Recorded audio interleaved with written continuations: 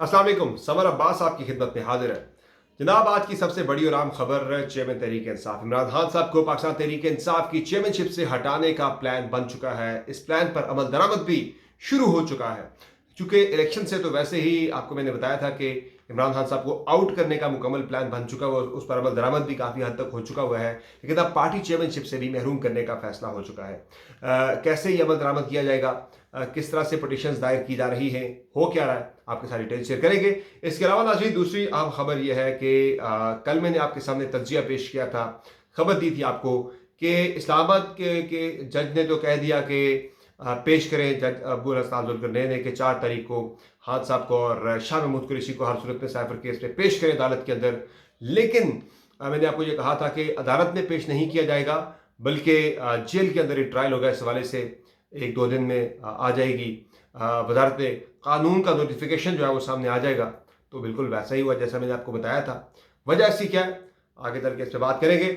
और नाज़रीन, हम बात करेंगे पाकिस्तान तहरीक इंसाफ की जानिब से ही एक और ख़बर यह है कि इमरान खान साहब के ख़िलाफ़ नैब की जो अपील है वो भी अब फिक्स हो गई है। बेसिकली ये जो 190 मिलियन पाउंड का केस है, नैब का केस, उसमें भी गिरफ्तार किया जाना जो है, उसमें भी जमानत उनकी जो कि कैंसिल कर दी थी लोअर कोर्ट ने, तो उस पर डबल डिवीजनल बेंच उस पर डीबी बन गया उसके ऊपर। तो उसमें क्या होगा, केस में ये जमानत अगर हो जाती है तो उसके क्या असरात होंगे, क्या फ़ायदा होगा पीटीआई के चेयरमैन को।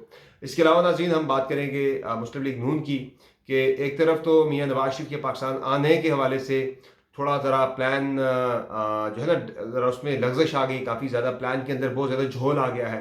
क्योंकि एक तो जलसे लाहौर के अंदर मरीम नवाज के इतने अच्छे नहीं हो सके, और दूसरा यह है कि मरीम साहबा के जलसे नाकाम होने के साथ साथ अब कोई पैगाम रसानी भी यहाँ से ऐसी हुई है कि शाहिद हक़ान अब्बासी ने 1.5 घंटा मुलाकात की है मियां नवाज शरीफ के साथ। ये बड़ी इंपॉर्टेंट मुलाकात थी। इसमें उन्होंने शहबाज शरीफ को भी लताड़ा ठीक ठाक किस्म का, और मियां साहब को भी ये कहा है कि मैं इस चीज़ का कायल नहीं कि मैं मियां नवाज शरीफ का इस्तकबाल करूँ। और मियां जावेद लतीफ़ का लतीफ़ा एक और आज सामने आया है। बेसिकली वो तो आजकल बड़े मजाकिया हुए हुए। ये सारी चीज़ों पर हम आगे चल के बात करेंगे। मेरे चैनल को लाइक करना, सब्सक्राइब करना, वीडियोस को लाइक करें, सब्सक्राइब करें, और बेल आइकन प्रेस करना मत भूलें तमाम वीडियोस की अपडेट्स लेने के लिए। तो जनाब, सबसे पहली खबर पे बात करते हैं। इमरान खान साहब को इलेक्शन से तो आउट करने का प्लान बन चुका है। मैं आपको खबर दे चुका हूँ कि नवंबर के आखिरी हफ्ते में या दिसंबर के पहले दिनों में इमरान खान साहब को साइफर केस के अंदर कन्विक्शन उनकी हो जाएगी, सज़ा उन्हें सुना दी जाएगी। और प्लान यही है कि 14 साल तक की सज़ा इमरान खान साहब को सुनाई, जो कि मैक्सिमम पनिशमेंट है इस केस के अंदर। दूसरा, इस केस के बाद अब इमरान खान साहब को पाकिस्तान तहरीक इंसाफ की चेयरमैनशिप से हटाने का प्लान भी बन चुका है। और प्लान ये बना है जनाब कि आज एक एनोनिमस वकील, एक गैर मकबूल या गैर मारूफ वकील, आपको पता है कि गैर मारूफ वकील जब कोई किसी पटिशन के पीछे आता है तो फिर उस पटिशन का मकसद क्या होता है। तो एक गैर मकबूल, गैर मारूफ और गैर मुतल्लिका एक वकील की जानिब से इलेक्शन कमीशन ऑफ पाकिस्तान में इमरान खान साहब को पाकिस्तान तहरीक इंसाफ की चेयरमैनशिप से हटाए जाने की पटिशन दायर हो चुकी है। चूँकि अब उन्हें सज़ा हो चुकी है ऑलरेडी तोशाखाना केस के अंदर, अब साइफर के अंदर भी नवंबर के एंड तक सज़ा सुना दी जाएगी। तो सज़ा याफ्ता शख्स के बारे में चूँकि फैसला आ चुका है कि जो बंदा असम्बली की रुकनीत के, यानी असम्बली इलेक्शन लड़ने के लिए अहल ना हो, तो वो पार्टी चेयरमैनशिप के लिए भी अहल नहीं होता। तो इसलिए खान साहब को उसी ग्राउंड के ऊपर, जिस ग्राउंड पर मियां नवाज शरीफ को पार्टी चेयरमैनशिप से हटाया गया था, जिसको वो सज़ा याफ्ता थे, पार्टी सदारत से हटाया गया था, तो उसी को ग्राउंड बनाते हुए इमरान खान साहब को भी पाकिस्तान तहरीक इंसाफ की चेयरमैनशिप से हटाए जाने का प्लान बन चुका है, मनसूबा बन चुका है पीटीआई को मजीद कमज़ोर करने के लिए, ताकि टिकट्स जो है, पार्टी टिकट्स इमरान खान साहब जारी ना कर सकें। इमरान खान साहब ने जारी तो टिकट इमरान खान साहब नहीं करने, उनके दस्तखत से जारी नहीं होंगे, वो किसी और के दस्तखत से जारी हो जाएंगे। मेरे ख्याल से ये जो प्लान बना है, एक और नया प्लान बना है इमरान खान को पार्टी की चेयरमैनशिप से भी हटाने का, कि शायद ये इलेक्शन में कारगर साबित हो जाए। तो मैं आपको आज लिख के देने को तैयार हूँ कि अगर शफाफ इलेक्शन हुआ तो ऐसा कोई भी फार्मूला कामयाब नहीं होगा, बल्कि ज़्यादातर वोटर जो है पाकिस्तान तहरीक इंसाफ के, मेजॉरिटी में जो वोटर्स हैं वो पाकिस्तान तहरीक इंसाफ को ही वोट देंगे। बल्ले का इंतखाबी निशान अगर बैलेट पेपर के ऊपर हुआ तो वोट बल्ले को ही पड़ना है, वोट किसी और को नहीं पड़ना, क्योंकि लोगों के पास चॉइसेस बड़ी महदूद हैं, बल्कि चॉइसेस ना होने के बराबर है। तो इसलिए जिन्होंने पीटीआई को वोट देना, तो वो पीटीआई को ही वोट देंगे, वो किसी और तरफ नहीं जाएंगे। तो इसके अलावा जनाब, अब दूसरा जो मामला है इमरान खान साहब के बारे से, मैंने कल आपको इस पर तजिया भी अपना पेश किया था आपकी खिदमत में कि अदालत ने तो बुला लिया 4 अक्टूबर को कि पेश करें इमरान खान को और शाह महमूद कुरैशी को, लेकिन अब पेश नहीं किया जाएगा, बल्कि वजारत कानून की समरी एक रात पहले आ जाएगी, वजारत कानून का नोटिफिकेशन आ जाएगा कि जिसमें लिखा जाएगा जी सिक्योरिटी खतरात हैं इमरान खान साहब को, इसलिए उन्हें जेल में पेश नहीं किया, उन्हें अदालत में पेश नहीं किया जा सकता। तो अब ये होगा जनाब के इमरान खान साहब को जाके यानी जज जिस तरह अटक जेल में जाके समाप्त करता था, तो इसी तरह अब उनका समरी ट्रायल की तरह का ही उनका ट्रायल होगा। और ये ट्रायल जो है वो अडियाला जेल के अंदर ही होगा और स्पीडी ट्रायल होगा, जो कि शाह महमूद कुरैशी जो हैं शरीक मुलजिम जिन्हें बनाया गया इमरान खान साहब के साथ, वो भी अडियाला जेल के अंदर ही कैद है।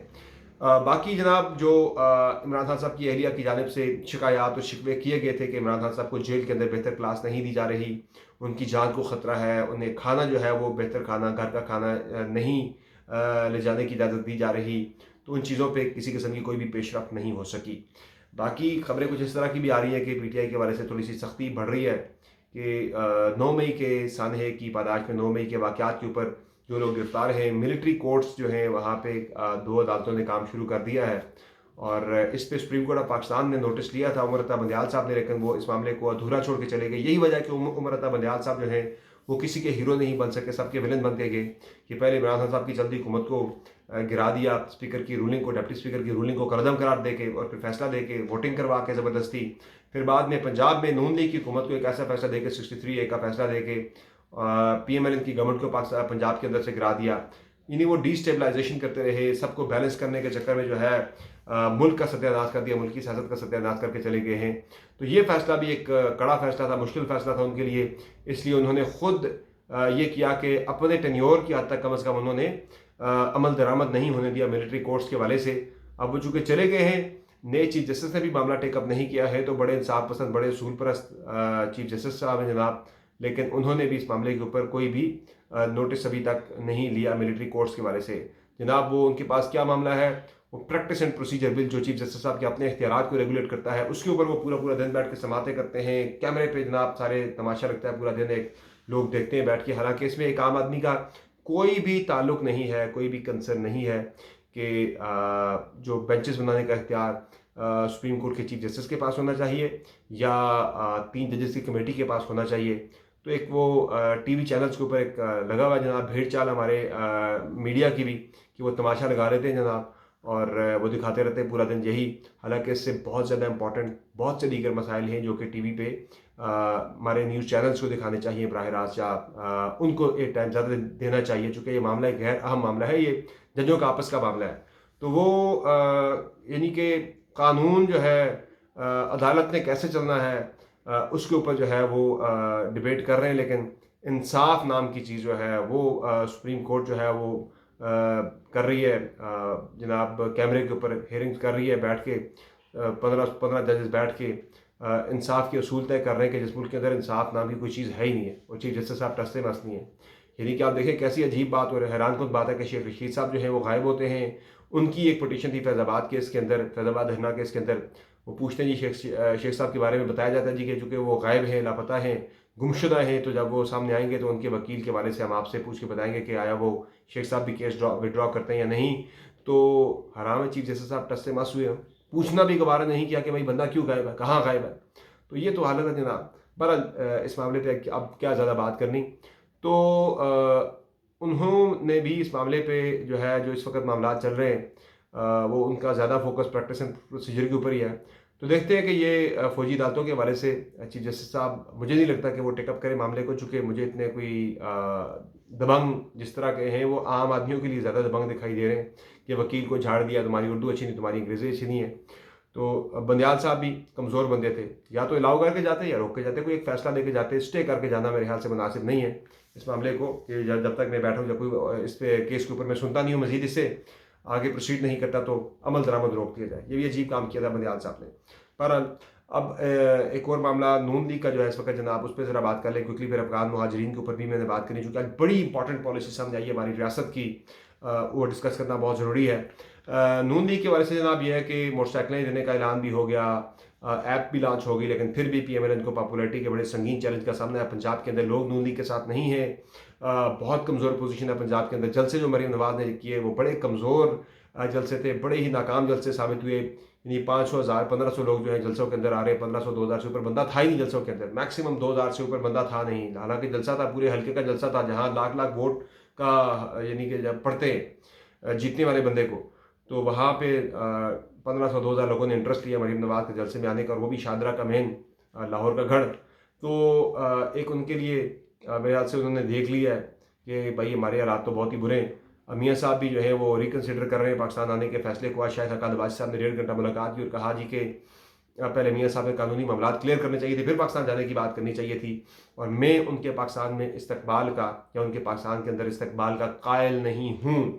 और उन्होंने कहा कि लीडर मेरा मियाँ नवाज शरीफ है सिर्फ, बाकी मैं किसी और को लीडर नहीं मानता, किसी और की तनकीद की या फिक्र की या नाराज़गी की परवाह में नहीं करता। वो शहबाज शरीफ साहब को ठीक ठाक रगड़ गए बाय द वे।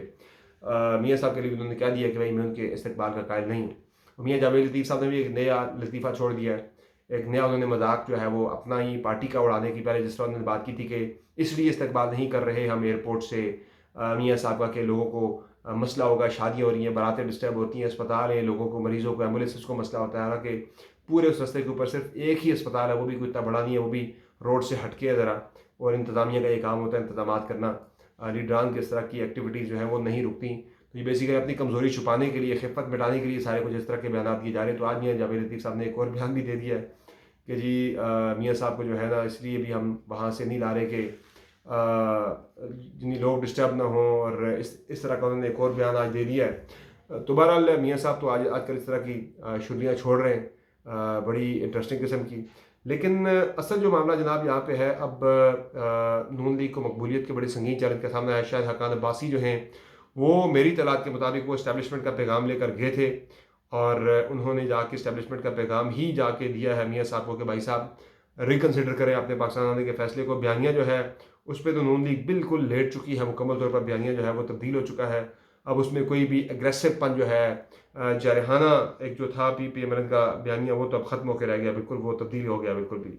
और इसमें अब ये भी है कि उन्होंने ये भी कहा, क्या कहते हैं, मियाँ जावेद लतीफ़ साहब का एग्जैक्ट बयान जो है वो मैं निकाल रहा था, मेरे जहन से उतर गया था। वो ये था, नवाज शरीफ ने कहा मेरी कौम भूख में है, ढोल की थाप पर हम जश्न मनाएं, मैं कौन सी चीज़ फतह करके आ रहा हूँ, इस्तकबाल के लिए ना आए।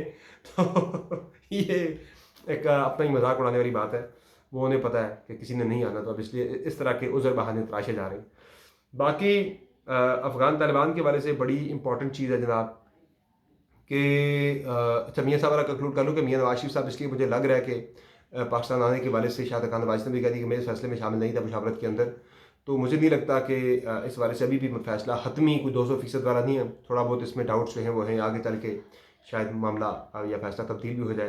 क्विकली अफ़गान मुहाजिरीन को पाकिस्तान से निकलने का कह दिया गया है। पर्टिकुलरली सिर्फ अफ़गान मुहाजिरीन का नहीं, ओवरऑल जो भी पाकिस्तान के अंदर गैर कानूनी यहाँ पे रिहाइश इख्तियार किए हुए या क़याम पज़ीर है, ज़्यादा उसमें अफ़गानीज़ हैं, जो उनका जिस तरह हमारा पासपोर्ट या हमारा ID कार्ड होता है, इस तरह उनका तज़किरा होता है, और तज़किरा भी उनके 5-6 किस्म के उसके डिज़ाइंस हैं।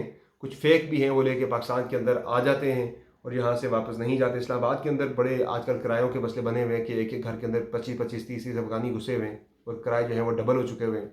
एक बंदा रेंट पे लेता है, वो आगे 15-20 बंदों को रेंट आउट कर देता है फर्दर।